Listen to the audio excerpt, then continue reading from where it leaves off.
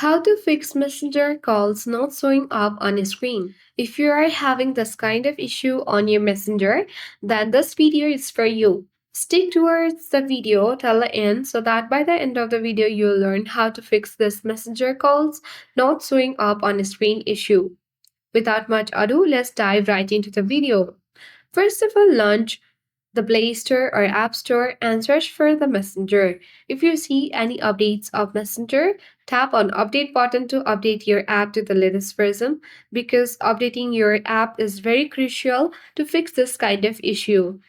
When you update your app, you need to check whether you are receiving any kind of messenger calls or the notification has been shown or not. If the issue has not been yet fixed, then you need to get back to the home screen of your device and you need to tap and hold Messenger app. Now tap App Info page or icon here and you will get towards this App Info section. Now tap Permissions and ensure that you have allowed or turn on all the app permissions. If not, tap on the particular app and tap on Allow. Similarly, you need to do it for all, especially for contacts and phones. So let's begin it and do it quick.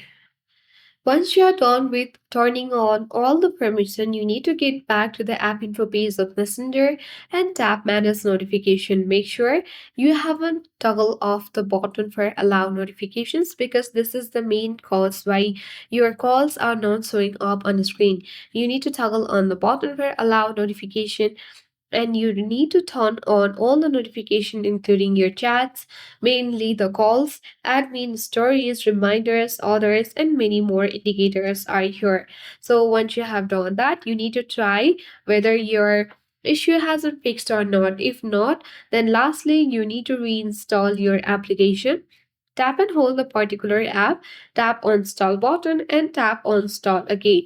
Now again you can proceed towards your Play Store or App Store and easily tap on the install button and install the app.